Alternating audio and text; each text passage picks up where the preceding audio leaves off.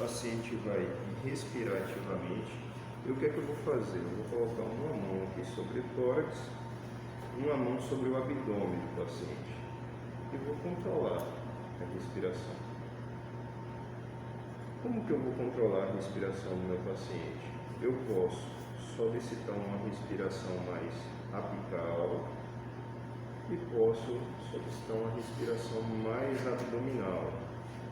Quando eu solicito respiração mais apical e alterno isso com períodos de apneia, se meu paciente inspira, e ele mantém uma apneia de 3 a 5 segundos, ele iguala as pressões para todos os alvéolos. Isso garante a manutenção da expansão pulmonar. Por que isso? Porque nós temos uma média de 500 mil alvéolos no pulmão de um indivíduo adulto. 500 mil alvéolos. Esses alvéolos, eles se conectam, todos eles estão conectados, mas eles apresentam tamanhos diferentes. Eles são de tamanhos diferentes. Então entenda, é como uma bexiga, o alvéolo parênquimo alveolar é elástico. Se você tem uma bexiga que deforma, que cresce, essa bexiga, quem já soprou aqui uma bola de aniversário? Todo mundo, né? Já soprou. É mais fácil você pegar ela quando está pequenininha ali, murchinha, e soprar e expandir, ou expandi-la quando você já começou a expandir? Depois. Então, se eu pego a bola de soprar, para eu conseguir aquela primeira expansão quando ela está murchinha, eu tenho que botar mais força. Mas depois que eu comecei a encher e ela vai crescendo, fica mais fácil, igualzinho ao alvéolo. Se eu tenho, por exemplo, ó, os alvéolos se conectam, né? Os alvéolos se conectam com os poros de Lambert e de Crohn. Eles se conectam. Então, ó, eu tenho um alvéolo aqui, ó, e eu tenho conectado a esse alvéolo um outro alvéolo aqui, ó.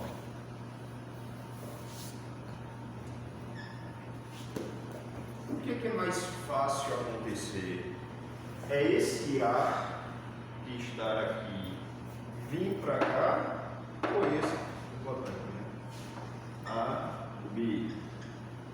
É o ar que está em A vir para B, ou o ar que está em B vir para A? Não, eu estou ouvindo conversa de pombo, né? Eu não estou entendendo nada. E aí? O de A ir para B. É errado. Eu pensei no B pro A. É errado. Deixa eu perguntar uma coisa. É mais fácil expandir isso ou expandir isso? O A. Exatamente. Porque ele já está lá no seu ponto de elastância. Ele já está com uma grande complacência. Então é mais fácil ele abrir. Um alvéolo que está entrando em atelectasia, ele tem alta complacência ou baixa? Repete. Vou repetir. É que eu dormi. 7º período do curso de fisioterapia. Um alvéolo que está entrando em atelectasia, ele tem baixa complacência ou alta? Baixa. Baixa. Quando eu calculo mecânica ventilatória de um paciente meu, uma das coisas que eu acho é a complacência estática. Lá no cálculo da mecânica ventilatória que a gente aprendeu no semestre passado, a gente encontra, lembra que eu fui nesse semestre, eu dei uma aula de monitorização do paciente, porque a gente estava no começo ali, não estava podendo ter aula prática ainda, eu não tinha muito assunto mais a fazer. Aí eu peguei as fichas lá do Clécio Andrade e ensinei vocês a monitorizar o paciente. Peguei um simulador de ventilador mecânico e a gente calculou, fez mecânica ventilatória. Aí a gente viu complacência estática, a gente viu driving pressure, a gente viu complacência dinâmica, a gente viu as complacências, lembra disso? Quando a gente calcula no ventilador mecânico, a complacência estática de um paciente, ela está baixa, ao racional, ela está baixa. Significa dizer que o alvéolo desse paciente está muito deformado ou pouco deformado? Pouco. É um pulmão restritivo, pouca complacência. O que é que eu tenho que fazer com esse paciente? Gerar pressão lá dentro do alvéolo para abrir o alvéolo dele, porque senão não tem troca gasosa. Minha amiga aqui é o vaso, ó, ela é o vaso, eu sou o alvéolo, eu estou aqui. Você entendeu? Ela é o vaso, eu sou o alvéolo. Mas se eu tenho uma grande complacência, ela é o vaso, eu sou o alvéolo. O ar que chegou aqui, ele passa para cá. Mas o ar que chegou aqui, ó, e ela está lá, ele não vai atravessar para lá. Você entende? Então, quando a gente pega lá, calculei mecânica do ventilador do meu paciente, complacência estática do paciente estiver abaixo de 40, esse paciente está, ó, ruim. O alvéolo dele está aqui encolhido. Eu tenho que empurrar a pressão do ventilador para abrir esse alvéolo. Pipi. Para abrir esse alvéolo e aproximar esse alvéolo aqui. Beleza? Por quê, professor? Porque a força do recuo elástico dessa parede B, ela é maior, porque ele está murchando. Lembra da bexiga que você disse que é mais difícil encher isso aqui do que isso aqui? Então a tendência vai ser isso aqui, ó, abrir mais e isso aqui murchar completamente. Isso é atelectasia. Isso é a atelectasia que a gente está aprendendo em imagem. Não sei se eu falei disso ainda na semana passada. Não falei. Que você produz uma imagem de velamento pulmonar com desvio mediastínico para o mesmo lado da atelectasia. A gente vê aquele pulmão ó, fechado com a linha tracejada como se fosse uma linha traçada a lápis. Porque muitas vezes a atelectasia é lobar. E aí um lobo pulmonar vai e retrai inteiro. Aí você vê aquela linha parecendo linha de pneumotórax. E é a atelectasia. Na hora que você empurra. Eu pego aqui, ó, minha amiga está aqui, ó. Tórax assimétrico. O tórax dela está lá embaixo, um lado. O outro está aqui em cima, assimétrico. Inspira. Ó, esse lado expande, esse aqui nada. Atelectasia. Ou derrame pleural pneumotórax. Mas normalmente é atelectasia. Eu bati o olho no paciente, na passagem do plantão, olhei o paciente e tomei, ó. Exato. Ou então, o tubo orotraqueal está empurrado demais. O médico, quando é inexperiente, ele vai lá, ele quer ventilar e salvar o cara, então ele empurra o tubo lá embaixo. Aí você vê um pitombinho assim para fora. Lembra que eu disse que tinha que ficar em 22 centímetros? O que acontece? Esse tubo desceu demais e entrou num bronquiofonte e está seletivando. Esse pulmão está sendo pressurizado e esse não, esse está atelectasiando. Por quê, professor? Porque eu não estou mantendo volumes de pressão aqui dentro para igualar esses níveis de pressão. Então esse alvéolo que é um pouquinho maior, ele começa a receber todo o ar dos menores. E os menorzinhos vão murchando. Aí o que a gente faz? Ó, traciona um pouco o tubo, deixa lá na marca do 22, se eu tiver com adulto, né? Deixa lá na marca de 22 centímetros e pipe. Pega minha pipe que estava em 5 e bota em 15, 16, ou então titula a pipe, que é melhor. Eu vou ensinar ainda como a gente fazer a pipe decremental e titular a pipe. O que é fazer titulação de PIP? Ou racional fechando. O que é fazer titulação de PIP? É a gente encontrar aquela PIP, pressão positiva expiratória final na via aérea, que garanta maior complacência na mecânica ventilatória. Eu vou achar o nível de pressão ideal que mantém o meu alvéolo mais aberto. Isso é a PIP decremental. Entendeu?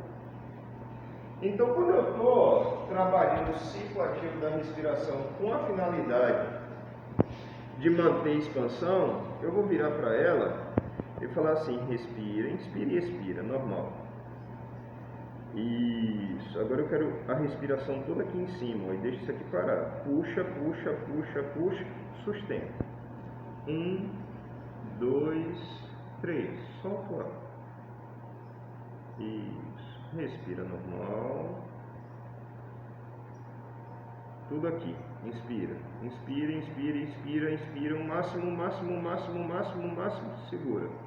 1, 2, 3. Estou igualando as pressões, mantendo lá a coluna de pressão, para que esse alvéolo aqui abra também. Beleza? Tranquilo? Então aí a gente está usando para expansão. Expansão. Tá? Posso usar para desobstrução. Na desobstrução, o que eu vou fazer? Inspira. Isso, respirando normal.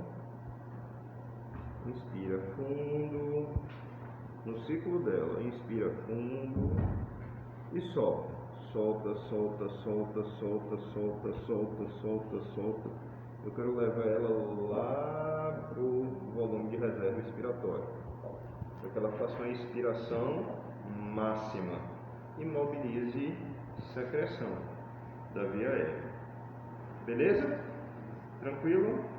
E eu posso usar isso aqui, esse estímulo tátil sinestésico que eu estou dando aqui nela, para fazer o controle da respiração. Para que tipo de paciente? Aquele paciente que está taquipneico. Claro, pessoal, taquipneia a gente tem leve, moderado e grave. O paciente chega com a taquipneia grave fazendo frequência de 60, não pense que você vai botar sua mão de fisioterapeuta aqui e você vai trazer a frequência do paciente para 15. Mas se seu paciente chega com a frequência de 25, 26, 27, que é uma taquipneia leve, com estímulo tátil sinestésico, com a mobilização diafragmática, muitas vezes a gente consegue trazer esse indivíduo para o padrão.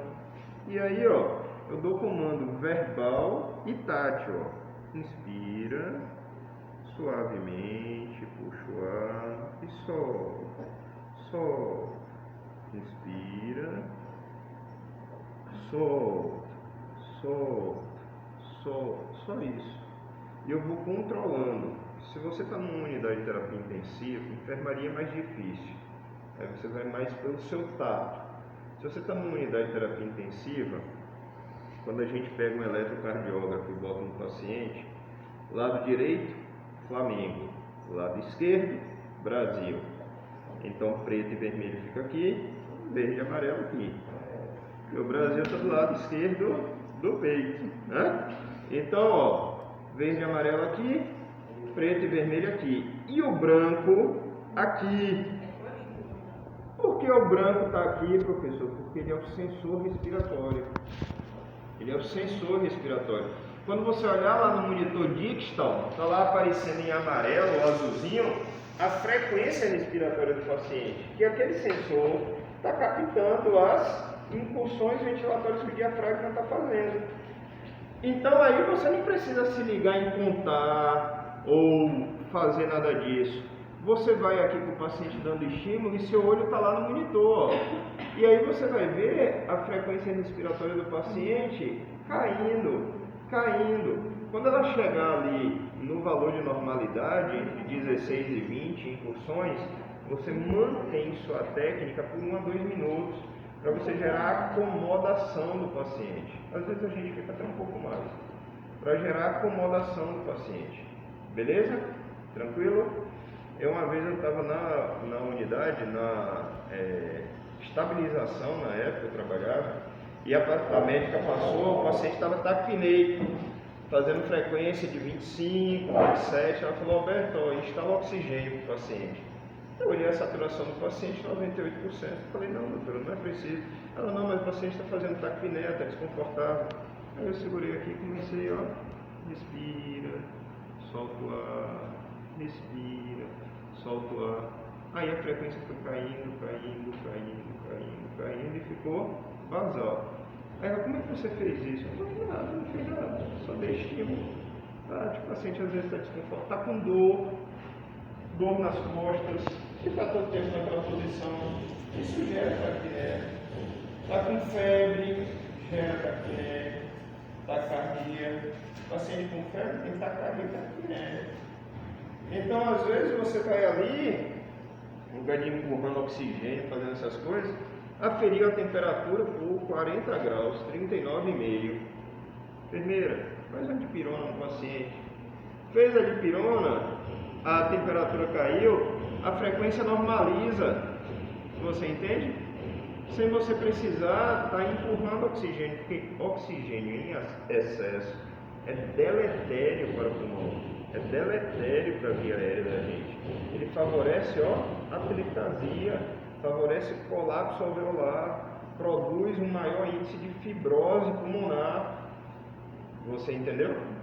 Tranquilo? Por que a gente pega paciente com Covid, por exemplo, e a gente tolera uma saturação de 88%, instala O2 lá e deixa 1 litro, 2 litros? Por que você não fica naquela neura de querer 99%? Ah, vou botar 6 litros aqui para meu paciente bater 99%. Porque você sabe que se o paciente ficar o tempo todo usando 6 litros, isso vai fibrosar mais ainda um pulmão de Covid, vai atelectasiar mais ainda. Entendeu? Então a gente tolera uma saturação ali mais borderline, mais limítrofe para o paciente, dentro do tolerável, e a gente mantém ele com um suprimento de O2 um pouco menor, e tolerando uma leve taquipneia. Beleza? Dúvida? Eu recebi lá no grupo do hospital, no grupo geral, o Dr. Lúcio botou com o seu paciente. Ele precisa ficar com a glote aberta. Para que ele fique com a glote aberta, ele vai ou extrusar a língua, botar a língua para fora, ou usar um bocal na boca ou uma guedel. A guedel é mais desconfortável, tá certo? A guedel é mais desconfortável, mas a guedel impede que ele feche a boca. Beleza? A gente não consegue fazer etivô, por exemplo, com um paciente que está em narcose, um paciente que está sedado, que está com o sensório rebaixado, um paciente em estado comatoso, a gente não tem como fazer. O princípio da técnica é mobilizar a secreção de vias aéreas mais distais ou intermediárias. Então a gente consegue mobilizar essas secreções. Como? Acelerando o fluxo expiratório. Beleza? Qual é o princípio assim do Outgo? Eu auscultei meu paciente. Estou aqui, fiz a ausculta de ápice. Por que a frequência agora está tão baixa, né? É fácil essas coisas, né? Botei aqui, fiz a ausculta de ápice, fiz a ausculta de terço médio, fiz a ausculta de base. Caramba, esse pulmão está cheio de ronco, cheio de secreção, atolado de secreção. Se a gente fosse fazer drenagem postural, eu ia botar minha paciente deitada em decúbito lateral, com esse pulmão virado para cima, porque a gente vai fazer ventilação pulmão dependente, não é isso? Então aqui eu iria escoar a secreção para as regiões hilares dela e a gente conseguiria mobilizar da região hilar mais central para a região mais periférica. No Outgo a gente vai fazer diferente, a gente vai virar o paciente para a gente. Então o pulmão que está cheio de secreção, ele vai ficar para baixo. Você vai pressionar aquela região para esmagar e aumentar a pressão lá embaixo. Você entendeu? E eu vou mobilizar o tórax da minha paciente e a região abdominal. Como? Como se eu quisesse torcer, fazer uma torção da região abdominal em relação à região torácica, aumentando, acelerando o fluxo expiratório. Beleza? Então eu fiz uma suposição de onde que estava a secreção, mas a gente vai inverter os lados. Eu quero que ela fique de frente para vocês verem, tá bom? Mas entendeu o racional como é? Vira para lá. Pronto, ela virou para lá. Vou fazer o Outgo para poder mobilizar a secreção da via aérea dela. Onde é que está a secreção agora? Está no pulmão esquerdo. Está nesse aqui, tá certo? Bota a mão embaixo da cabeça. eu estou posicionado atrás do meu paciente, eu vou apoiar minha mão no tórax, essa mão vai descer, ó, no tórax, comprimindo o tórax para baixo, e a outra mão vai vir aqui no abdômen, ó, trazendo o abdômen para cima. Então ela vai inspirar, eu não precisa ter nível de consciência, eu posso fazer com o meu paciente entubado, meu paciente pode estar sedado, pode estar em coma, pode estar do jeito que... A única coisa que vai precisar vai ser você chamar um enfermeiro, um técnico de enfermagem para lhe ajudar a mudar de decúbito, né? Se for um paciente em estado comatoso. Fulano, ó, me ajuda aqui um pouquinho, ó, que eu preciso ali virar meu paciente para desobstruir. Tem como a gente virar? Aí a pessoa vai falar assim, você quer virar para que lado? Você já auscultou, já fez sua semiotécnica, sabe qual lado que você quer botar. E aí, o L-TIGO não serve para aqueles pacientes que têm secreção bilateral. Não vai rolar, a gente tem que fazer outras coisas, tá? Faz o back squeeze, que aí vai ser melhor, tá? Então, ó, inspira, solta, ó. E eu faço isso, empurrando minha mão em concha no final para cima, em direção ao diafragma do paciente, acelerando o fluxo expiratório. Ó, inspira, solta,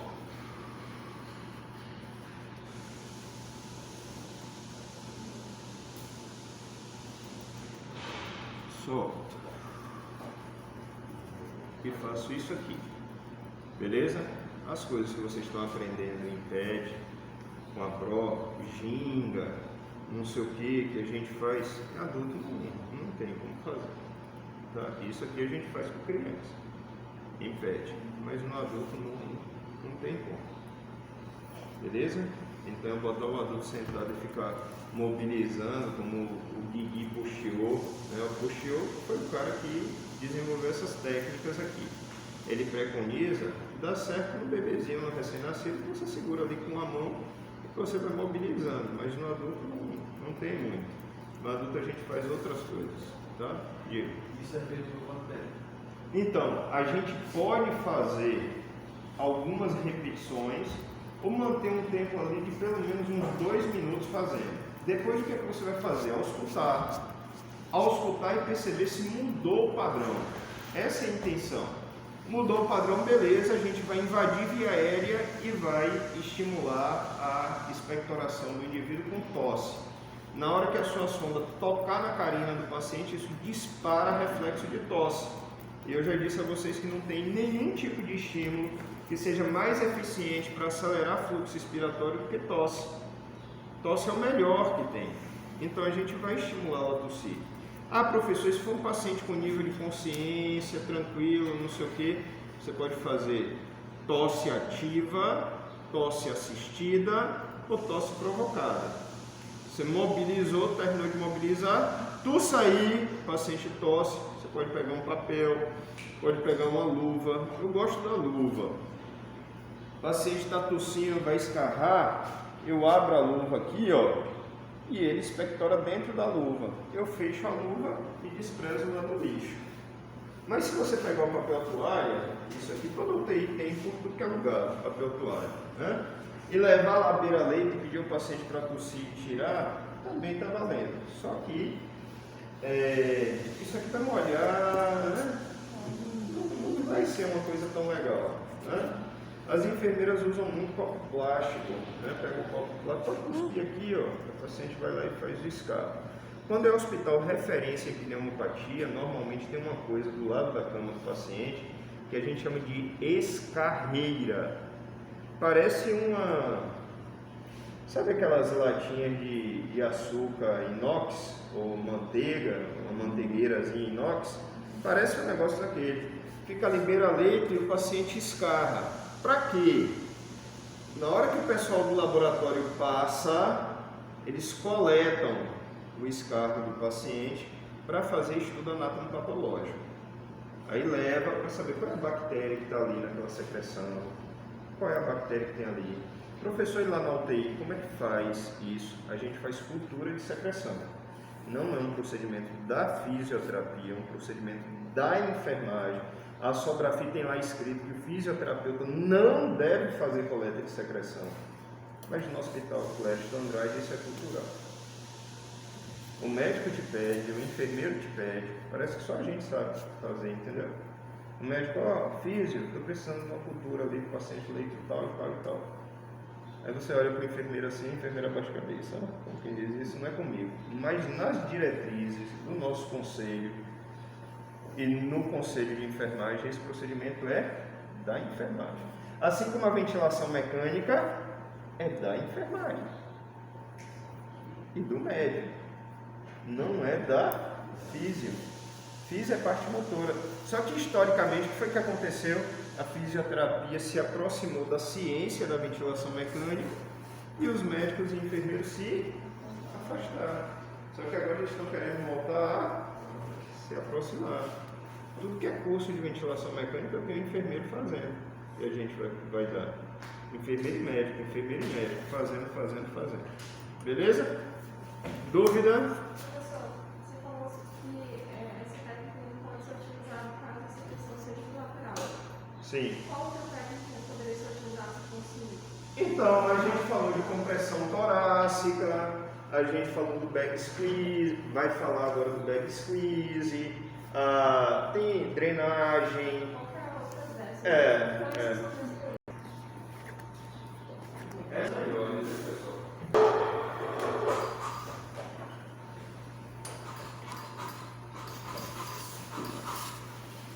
Eu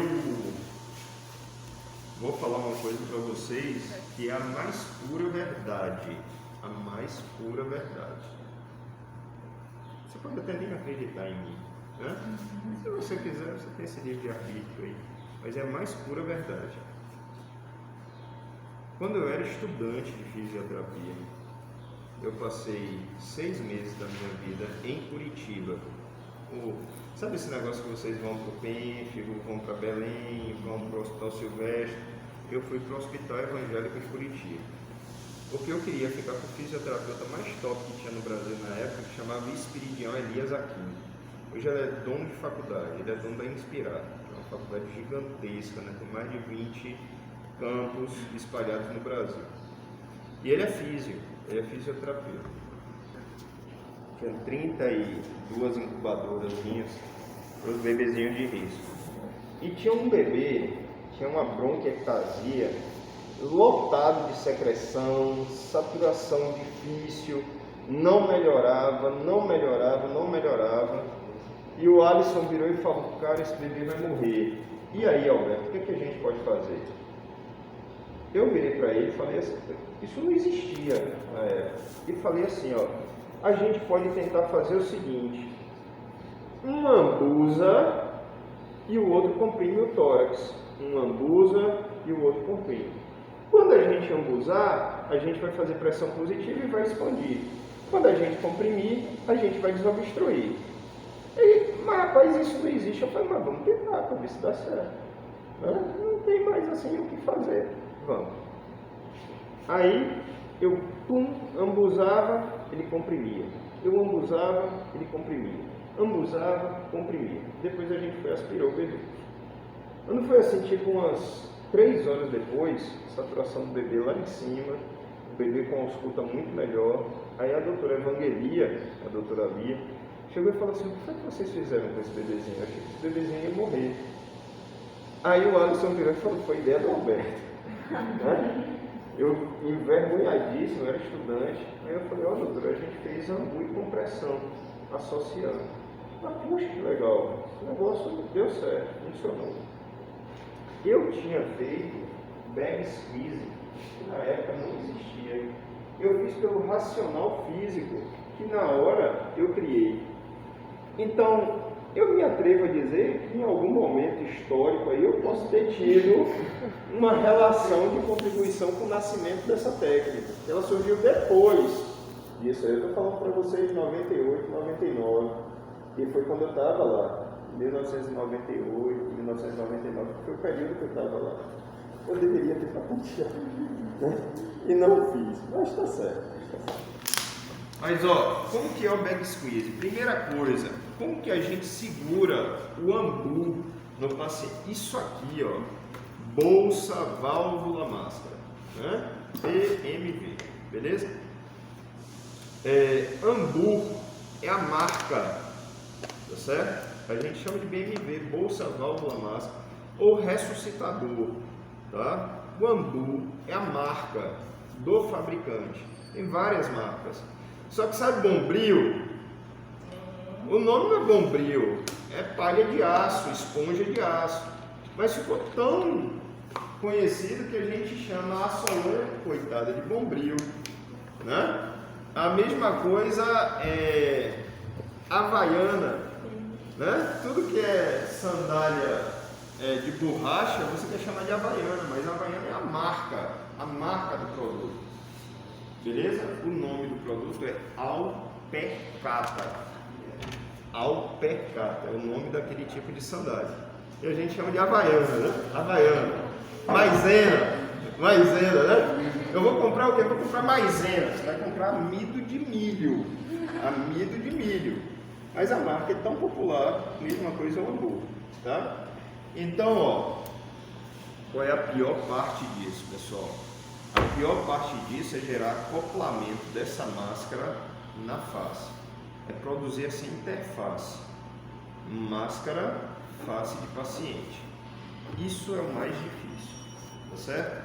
Então, qual é a dica que eu dou para vocês? Sabe aquele sinal que o mergulhador faz quando está acabando o oxigênio? Isso aqui não é para dizer que está ok, não. Quando você vê um mergulhador fazendo assim, ó, ele está dizendo, ó, tô zerado de oxigênio e vou subir. Aí a pessoa fala, tá tudo ok, vamos continuar, né, mergulhando. Ele está falando, ó, o oxigênio acabou, eu preciso subir, beleza?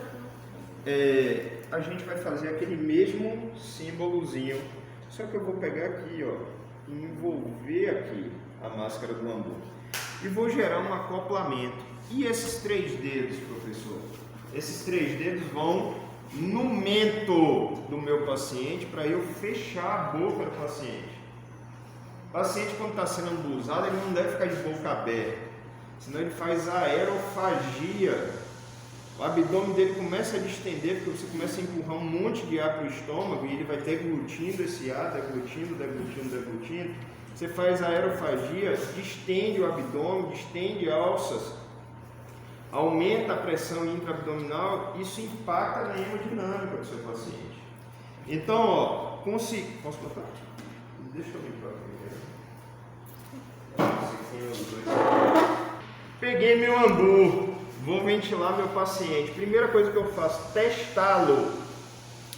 Conecto ele, ó, na saída de oxigênio com o extensor, abrir em 15 litros por minuto, O2, e vou, se for paciente Covid, até 8 litros por minuto, para diminuir a aerosol, tá certo? E no Covid você não ambusa, você só deixa lá o Ambu, né, na face do paciente, para gerar oxigenação a 100%, beleza? Abri aqui, acoplei, ó, no rosto do meu paciente. Então eu estou com a máscara acoplada, eu vou fazer pressão, uma esmagar. Se eu esmagar, o paciente não consegue nem respirar. E se eu deixar assim, ó, não faz nada, né? Nada. Aí às vezes você vê, né, na hora do atendimento, a pessoa está aqui, ó. Aí você vê logo o médico, ou então um físio, um enfermeiro que tem experiência, vindo logo colocar a mão e fazer uma boa interface. Ele sabe que isso aqui não vai ventilar nada, tá? Os outros 3 dedos aqui no mento, ó, e você empurra para cima. Isso não está descrito na literatura, isso é vício profissional. Eu, às vezes, quando eu estou ambusando, eu dou uma dobradinha nesses 2 dedos assim, para pegar aqui por baixo e apertar para cima. Tem isso escrito na literatura? Não, em lugar nenhum. A descrição é como eu estou falando. Então eu peguei aqui e vou, ó, manter pelo mento fechado. Beleza? Não é para empurrar aqui por baixo do pescoço, porque aqui você tem glândula submandibular, tem glândula sublingual. Você pode disparar reflexo de vômito no paciente. Então você não vai ficar pegando por aqui. Você vai pegar ó, pelo meio. Coloquei, garanti uma boa interface e começo a ventilar meu paciente. Beleza? Tranquilo? Dúvida dessa interface aqui, como gerar? E no bag squeeze, professor, a gente vai usar 2 pessoas ou uma pessoa, tá certo? E a gente vai ventilar rapidamente de 5 a 6 vezes, bem rápido, usando ó, a bolsa até o final, esmagando, porque você quer gerar alto fluxo ventilatório. Então, no lugar de ambuzar aqui assim, ó, eu vou ambuzar assim. Beleza? Bem rapidão. Joia? Então, vem uma pessoa aqui ser meu assistente. Você que gosta de UTI, deixa eu endireitar aqui que tá certinho. E vamos lá. Um físio fica de um lado, o outro fica do outro. Eu não vou ficar para vocês verem, mas a técnica correta seria, ela está... O professor precisa ser físio? Não, enfermeiro, né? Enfermeiro,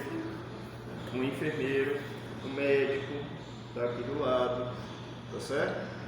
E você faz a técnica. Se você perceber do seu colega uma risadinha de cantinho assim, quando terminar o procedimento, aí você pergunta a ele, você já conhecia? Ah não, aí você abre lá algum artigo, alguma coisa que fale da técnica, tem um monte comparando back squeeze com drenagem postural, back squeeze com compressão torácica, back squeeze com tem um monte de artigo. E mostra ele aqui, ó, que a gente fez foi isso aqui. Porque a pessoa que não está habituada a fazer vai achar estranho. Beleza? Então, se for mulher, a gente vem aqui, ó. O que é que eu vou fazer com ela? Eu vou fazer compressões torácicas. Eu vou mobilizar o tórax dela de cima para baixo, ó. Mobilizar. Então, vamos lá? Você continua inspirando normal, tá? Vai.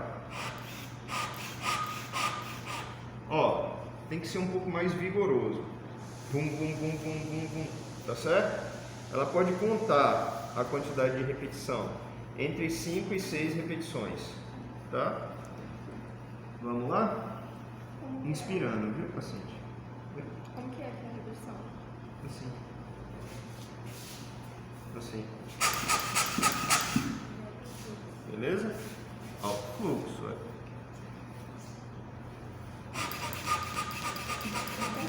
Não, ela tem que parar. São 5 ou 6. Ela para, ela ventila. Entenda o seguinte, pessoal. Esse paciente ele não está com dificuldade ventilatória. O ambu que você está usando ali é para mobilizar a secreção, ou seja, gerar alto fluxo e mobilizar a secreção. Não é um paciente que está precisando ser ambuzado. Você entendeu? Ele não está, ele está precisando deslocar a secreção. E a gente vai aspirar ou vai estimular a tosse para ele descarrar. Tranquilo? Dúvida? Pode ser feito num paciente com nível de consciência ou sem nível de consciência. Tanto faz, tá? Vamos lá? E ela terminou e eu venho aqui e faço isso, ó. Chacoalho o tórax do meu paciente.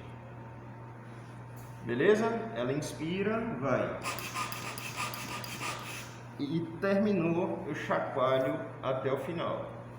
O bag squeeze pode ser feito por um físio só, mas você não vai conseguir fazer assim. Ou pode ser feito unilateralmente. Como?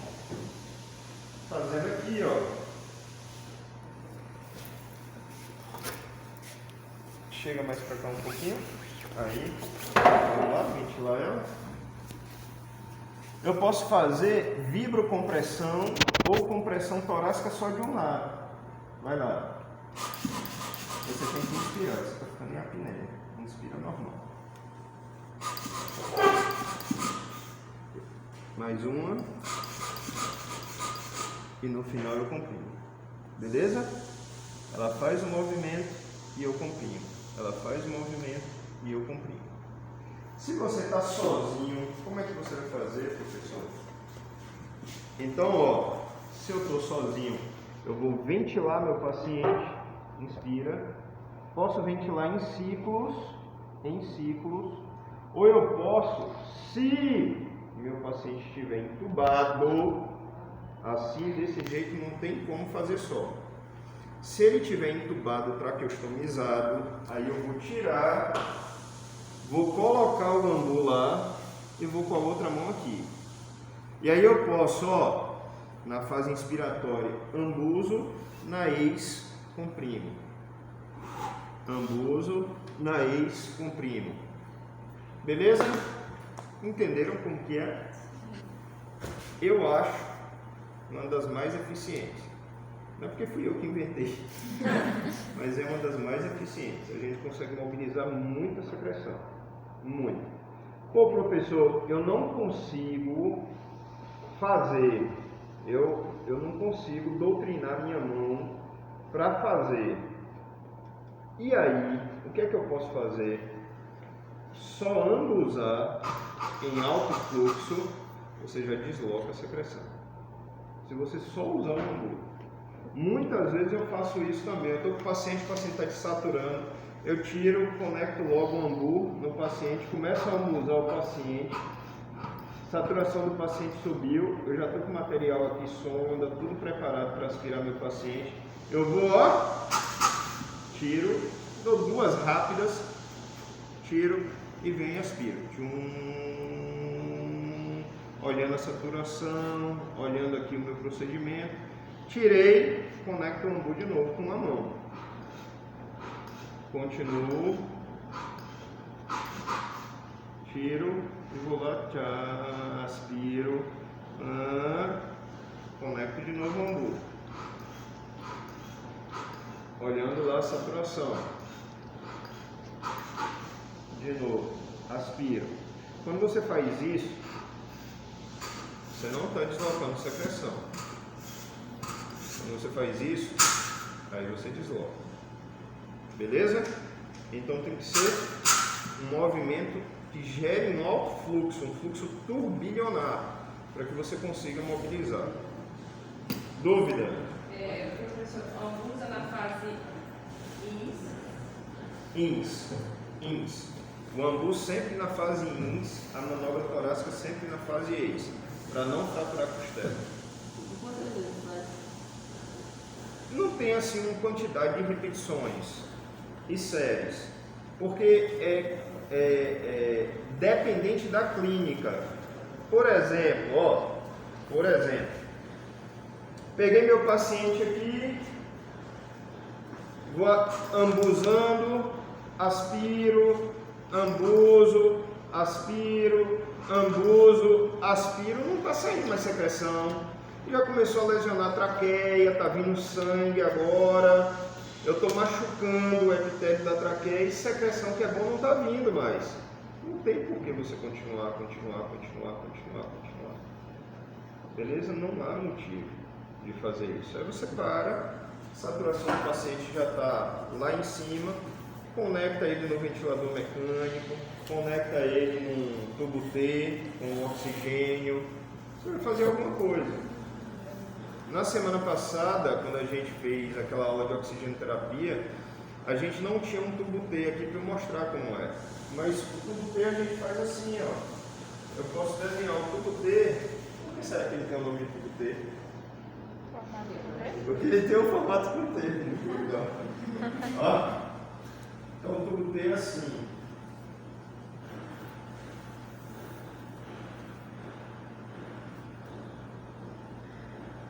Assim. Isso aqui vai conectar no traqueóstomo do paciente. O traqueóstomo do paciente está aqui. Ó. Pescoço do cara.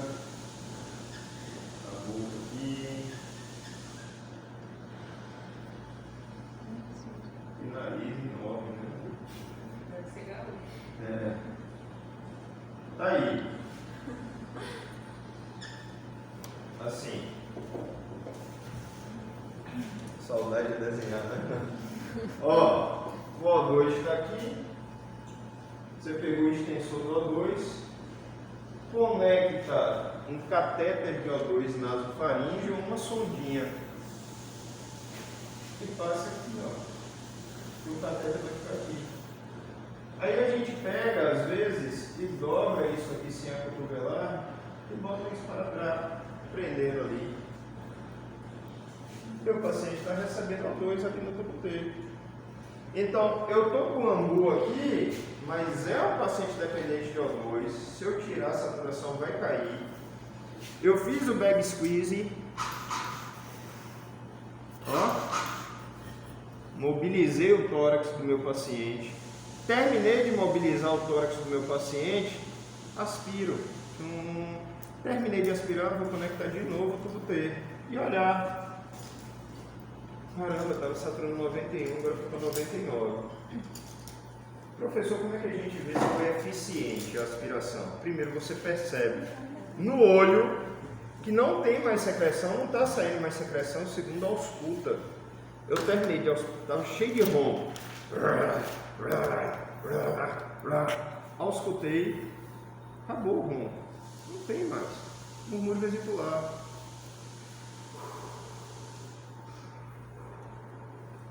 Foi eficiente. O meu procedimento para aquele paciente foi eficiente. O que a gente não deve fazer? Tem um monte de físico que faz isso. Eu já fiz muito, mas hoje eu não faço. Eu já fiz muito no iniciozinho, mas hoje eu não faço. Você deu um dia inteiro de plantão. Chegou o final do dia, você vai para o seu conforto, descansar. Tá certo? Tranquilo? Porque ninguém fica trabalhando 24 horas pé de leite com a enfermagem, técnico de enfermagem, médico, fisioterapeuta. Ninguém. Todo mundo, pela lei que rege os estatutos dos profissionais de saúde, tem direito a um descanso de no mínimo 3 horas. Isso é o mínimo. 3 horas de descanso. No mínimo. Beleza? Então as equipes já se organizam para isso. Tranquilo? Aí chegou a hora de você ir para o seu descanso, 1h da manhã, lá. Aí você fala, bom, vou descansar agora. Fiz tudo do dia, vou descansar. Vou fazer uma aspiração preventiva. E sai aspirando todo mundo da unidade. Para que ninguém à noite te acorde. Você deve aspirar se tiver critério. Eu acho que por isso que muitas vezes eu sou acordado muito assim à noite. Mas só aspire se tiver critério. Porque quando você aspira o paciente, você está invadindo ele. A chance de você levar bactéria, de contaminar, a chance de você piorar o estado de saúde do paciente é grande. Às vezes o paciente está tranquilo. Quando você aspira, ele descompensa inteiro. Você fala, meu Deus, para que eu fui fazer isso? Já aconteceu comigo. O paciente está ali, ó, tranquilão. Eu comecei a aspirar, o paciente descompensar, vomitar. E o Jesus, 1h da manhã, e você fica lá mais 1 hora para tentar estabilizar o cara de novo, né? E a enfermagem já deu olhada atravessada de cá, né? Porque viu que o paciente saturou, viu que vomitou, que eles vão ter que limpar leito, entendeu? E já fica todo mundo te mirando daqui. Então, ó, é aspirar esse critério. Qual critério? Aqueles 5 que a gente trabalhou na aula passada. Queda de saturação do paciente, secreção na tote, oscilando, denteamento gráfico do ventilador mecânico, aumento da carga resistiva na hora que você faz cálculo de mecânica ventilatória. Então, tem que ter critério, beleza? Eu passei, meu paciente está tranquilo. Botei em VCV, fiz a mecânica, carga resistiva do paciente abaixo de 10, gráfico do ventilador limpo. Eu não vou abordar. Mesmo que eu vá para o conforto, 1 hora depois, 2 horas depois, o paciente tussa, mobilize secreção, o ventilador comece a alarmar, o enfermeiro vai lá e me chame, está tudo jóia. Na minha cabeça está tudo tranquilo. Entendeu? Beleza? Ótimo. E o flatter ou shaker? Cópia. Tá certo? O shaker é bem mais barato que o flatter no mercado. Bem mais. Né? Tipo assim, metade do preço. Mas é uma cópia um do outro. Ele parece um cachimbo, ó. Aqui, ó. Ele tem esse formato assim. Ó. Aqui dentro, ele tem uma esferazinha de metal. Quando o indivíduo sopra, você tem que botar o bocal na boca do paciente, porque ele vai soprar com força até o volume de reserva expiratória. Essa bolinha aqui, ó, ela oscila. Só que como ela é pesada pela ação da gravidade, ela oscila em altíssima frequência. A gente sente com a mão a vibração que o shaker produz no tórax do paciente. Você bota a mão no tórax do paciente, quando o paciente sopra, faz assim, ó. Um barulhinho assim. É a bolinha lá, ó, a esferazinha vibrando em alta frequência. Pessoal, agora é a hora da evidência. Mano, me perdoe a forma de expressão que eu vou usar agora aqui, que é bem chula, né? Mas uma banda da fisioterapia adora shaker e uma outra diz que não tem evidência nenhuma. É assim, dividido, meio a meio. Você chega nos congressos, tem gente apresentando trabalho de flatter e de shaker, e tem gente do outro lado, ó, destruindo isso, dizendo que não tem evidência. Eu usei muito shaker lá no Clécio Andrade e a gente não tem. Eu usei muito quando eu estava no Hospital Otávio Mangabeira, em Salvador. Aqueles pacientes pneumopatas, com bronquiectasia, bronquite crônica. Esse paciente que é uma catarreira só, um mar de catarro. E lá tinha, a gente pegava o paciente e botava ele para fazer. Ele faz 10 repetições, até o volume de reserva.